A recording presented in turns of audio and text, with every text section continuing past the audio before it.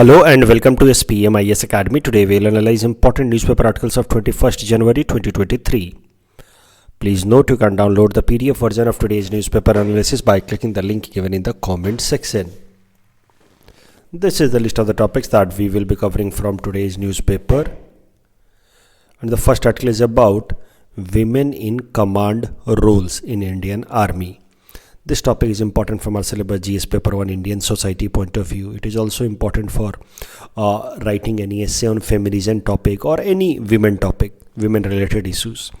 तो देखेंगे यहाँ पे क्या क्या बातें हो रही हैं. देखिए थोड़ा बैकग्राउंड समझते हैं. पहले फरवरी 2020 में, ये लगभग यानी कि 3 साल पहले, सुप्रीम कोर्ट ने एक फैसला सुनाया था जिसमें सुप्रीम कोर्ट ने कहा था कि विमेन को आर्मी के अंदर, इंडियन आर्म्ड फोर्सेस में, इंडियन आर्मी के अंदर कमांड रोल दिया जाना चाहिए.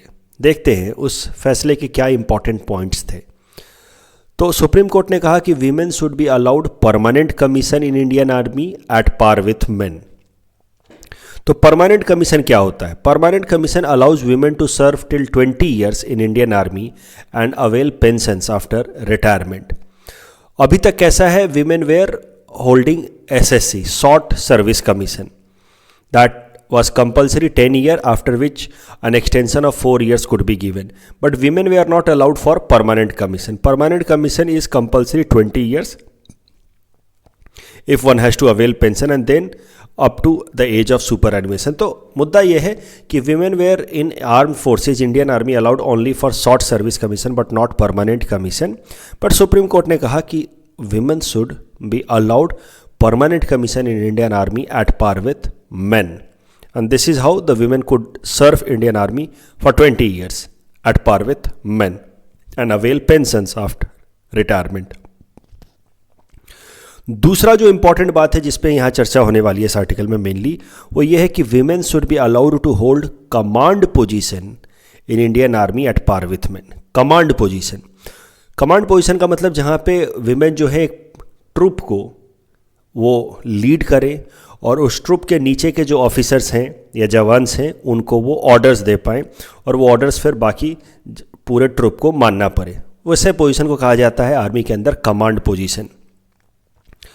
बट सुप्रीम कोर्ट ने अपने इस फैसले में कॉम्बैट रोल के बारे में कुछ भी नहीं कहा. कॉम्बैट रोल यानी कि कभी कोई वॉर हो, ऑफेंसिव जब कोई एक्शन ले रही हो इंडियन आर्मी, उस केस में वीमेन का क्या रोल होगा, उस पर सुप्रीम कोर्ट ने कुछ कहा नहीं. तो देखते हैं एक बार फिर से इसी सारी बातों को समझते हैं.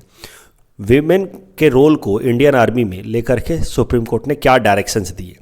तो what supreme court directed? It said women should be allowed permanent commission for officer post in Indian army. That means till now women were allowed only short service commission of 14 years. Now they could go for permanent commission. अभी तक कैसा है? Women were till Supreme Court judgment, women were allowed to have permanent commission only in Army's legal and educational wing, but not in other wings.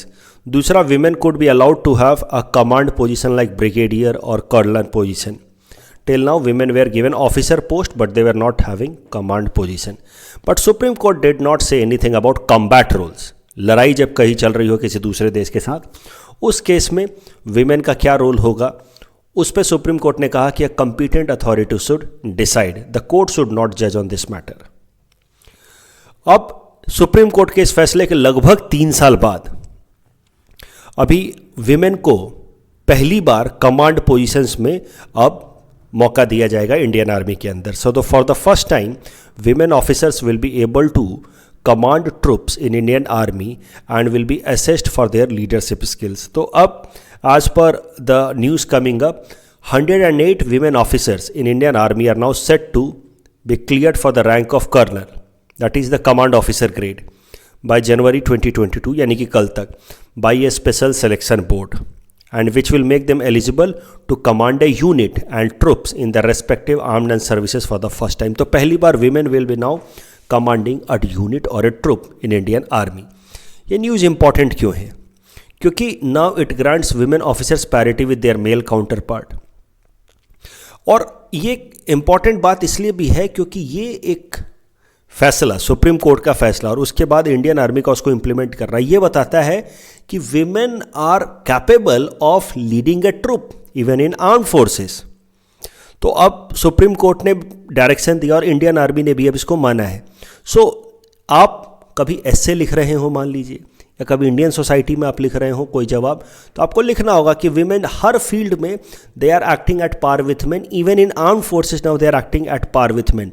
लेकिन एक जगह अभी भी कमी है, वो है कॉम्बैट रोल्स में। कॉम्बैट रोल में अभी भी वीमेन आर नॉट अलाउड, लेकिन आने वाले टाइम में हो सकता है उसमें भी फैसला हो जाए। कई सारे ऐसे देश हैं जहां पे वीमेन आर सीन और playing an active role in combat actions as well, but India में अभी कॉम्बैट रोल पे फैसला नहीं हुआ है, and women are till day not permitted in combat role in Indian army.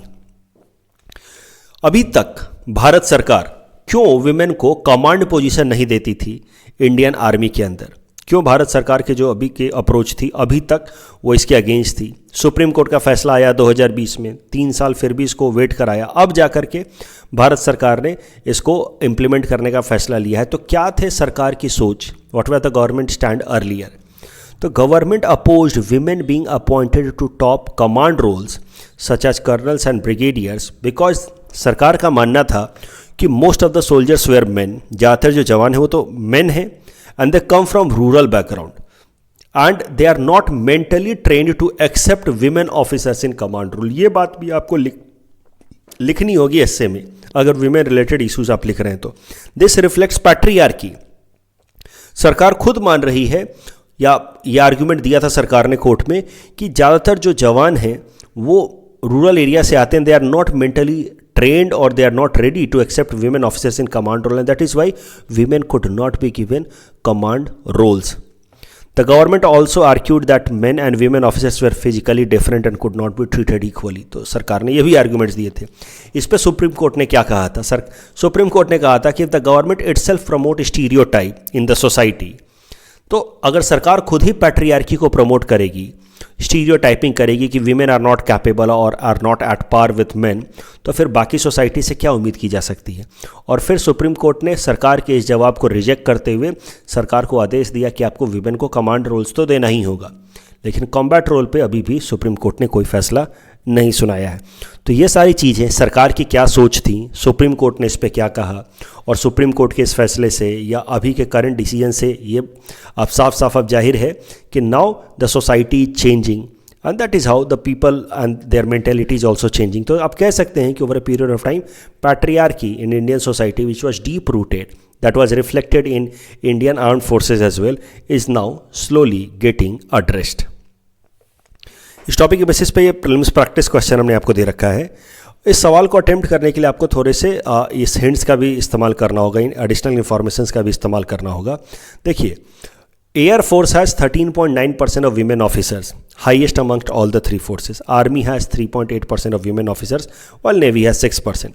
Currently Indian air force inducts women in combat role also, तो women को Indian air force में कम्बैट रोल भी मिलता है। Supreme court has allowed women in command role in Indian Army but not given any judgment on combat role. The next article is about rehab project on man-animal conflict. And this topic is important from our syllabus GS paper 3 governance point of view, also important from our syllabus GS paper 3 environment point of view. Rehab का full form होता है reducing elephant human attacks using bees. तो इस project में किया जाता है कि जितने भी ऐसे विलेजेस हैं जहाँ पे एनिमल रेड्स, खास एलिफेंट रेड्स ज़्यादा होते हैं, जहाँ पे एलिफेंट के रेड का खतरा ज़्यादा रहता है, एलिफेंट ह्यूमन कन्फ्लिक्ट ज़्यादा होता है, वहाँ पे ये रिहैब प्रोजेक्ट का इस्तेमाल किया जा रहा है। क्या किया जाता है कि ऐसे हनी बी के बॉक्सेस लगाए जाते हैं। इस तरह के जो हनी बी के बॉक्सेस हैं, इसके अंदर हनी बीज को आप कह सकते हैं ब्रीडिंग कराई जाती है। हनी बीज की ब्रीडिंग कराने के बाद इन दोनों बॉक्सेस को ऐसे मेन किसी पाथवे पे या पेव पे लगा दिया जाता है जहाँ से एलिफेंट्स नॉर्मली आते हैं और रेड करते हैं, और इन दोनों ही बॉक्सेस को कनेक्ट कर दिया जाता है with help of a thread, एक काफ़ी पतला सा थ्रेड जो नॉर्मली दिखता नहीं है। तो होता क्या है कि एलिफेंट जब आते हैं रेड करने के लिए क्रॉप्स पे, तो वो इस थ्रेड को ब्रेक कर देते हैं। जैसे वो इस थ्रेड को ब्रेक करते हैं, the honey bee in these boxes they get disturbed and they come out, और मज़े की बात यह है कि the elephants are very scared of these honey bees, और जब ये हनी बी यहाँ से निकल करके आएंगी इन बॉक्सेस से, तो फिर they will drive off the elephants back to the jungles, और इससे फिर एलिफेंट ह्यूमन कन्फ्लिक्ट से बचा जा सकता है. So it is scientifically recorded that elephants are annoyed by the honey bees. So इस कारण से ये जो प्रोजेक्ट था, पहले तो इसको काफ़ी स्मॉल स्केल पे अप्लाई किया गया, जिसका नाम दिया गया project rehab, but it has been very successful. These bee fences using these honey bee boxes on the pathway of elephant has been a very successful approach to curb elephant human conflict. और इसी कारण से अब current news इसी से related है. ये पहले तो इस कॉन्सेप्ट को या इस प्रोजेक्ट को अप्लाई किया गया कर्नाटका में, and there it was found very successful. Now the same project is being replicated in the villages of Assam, जहाँ पे एलिफेंट ह्यूमन कन्फ्लिक्ट के प्रॉब्लम ज़्यादा हैं. तो रिसेंटली KVIC जो इस प्रोजेक्ट को इम्प्लीमेंट कर रहा है, Khadi village industries commission, it has implemented this honey bee project, जिसका पूरा नाम है rehab project, in Goalpara district of Assam, which is severely impacted due to elephant human conflict.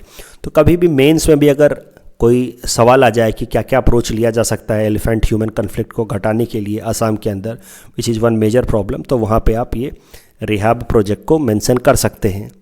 The next article is about Jornbill Mela. The barter trade under Jornbill Mela has started. This topic is important from our syllabus GS paper 5 Assam culture point of view. तो जॉनबिल मेला Morigaon district में मनाया जाता है, हर साल मनाया जाता है माघ बिहू के बाद. तो मतलब सेंचुरीज ओल्ड ये ट्रेडिशन है. Jonbeel Mela is organize in on the next Thursday of Magh Bihu. तो जैसे पिछले वीक माघ बिहू ख़त्म हुआ, तो उसका आने वाला जो नेक्स्ट थर्सडे होता है, वहाँ से जॉनबिल मेला मनाया जाता है. तो आप मान सकते हैं कि 15 तारीख को बिहू ख़त्म हुई या 16 तारीख को बिहू ख़त्म हुई, तो नेक्स्ट थर्सडे यानी कि it must be the day before yesterday, 19 तारीख को जॉनबिल मेला स्टार्टेड इन मोरीगांव डिस्ट्रिक्ट. और ये जो जॉनबिल मेला होता है, इट इज़ पॉपुलर बिकॉज यहाँ पे लोग बार्टर सिस्टम का इस्तेमाल करते हैं गुड्स को एक्सचेंज करने के लिए. तो ये हिस्टोरिकल या कल्चरल सिग्निफिकेंस काफ़ी ज़्यादा है जॉनबिल मेला का, और लोग उस कल्चरल सिग्निफिकेंस को ज़िंदा रखने के लिए बार्टर सिस्टम का इस्तेमाल करते हैं सामान को एक्सचेंज करने के लिए, अपनी चीज़ों को एक्सचेंज करने के लिए. तो क्या है हिस्टोरिकल या cultural significance of Jonbeel Mela, वो भी ज़रा देखते हैं.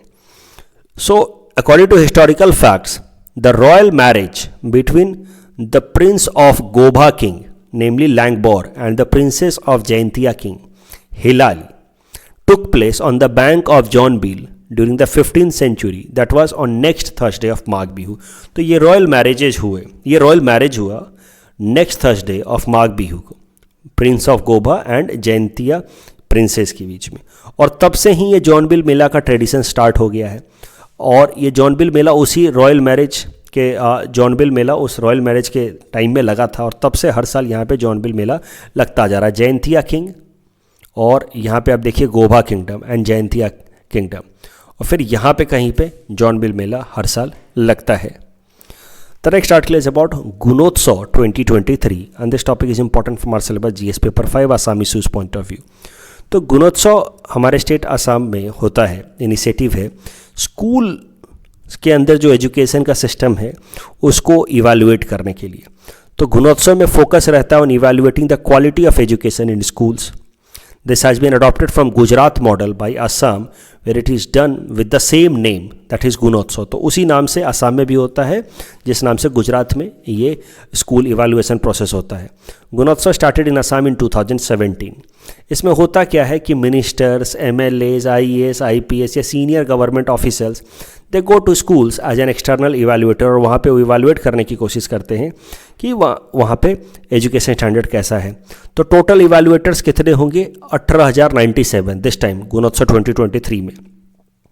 इसमें मिनिस्टर्स, MP, MLA और ये DGP, IAS, IPS, IFS, ACS officers, APS, AFS, Class 1 and Class 2 officers of the state government, they will participate in Gunotsav. News यही है, the first phase of Gunotsav 2023 has started, and the main focus will be on identification of learning gaps and finding effective strategy for remedial measures in education system at the school level in Assam. The next article is about Bhar OS. Bar operating system, mobile operating system developed by an Indian company. तो एक operating system Indian company ने develop किया, इसलिए ये important topic है। Prelims में आपसे पूछा जा सकता है भार ओएस के बारे में। This topic is important from prelims exam point of view. तो आईआईटी मद्रास द्वारा सपोर्टेड एक फर्म है जिसने इंडिजीनस अपने देश का एक मोबाइल ऑपरेटिंग सिस्टम बनाया है, उसका नाम रखा है BharOS. It is being provided to the organisations that have stringent privacy and security requirements. तो ऐसे ऑर्गेनाइजेशन जो विदेशी ऑपरेटिंग सिस्टम्स का इस्तेमाल नहीं करना चाहते, वैसे ऑर्गेनाइजेशंस को भार ओएस नाम का इंडिजीनस ऑपरेटिंग सिस्टम दिया जा रहा है। Who handle sensitive information. These users are required to access private cloud services through 5G networks. कल जो हमने आपको प्रैक्टिस क्वेश्चन दिया था उसका आंसर देख लेते हैं। India out campaign is seen in Maldives और was seen in Maldives about 2 years ago. Duty drawback scheme में refund on income dock charges at the port of shipment नहीं मिलता है। सो तो correct answer would be option D. The second person to win Jnanpith award in Assamese literature is Indira Goswami ji.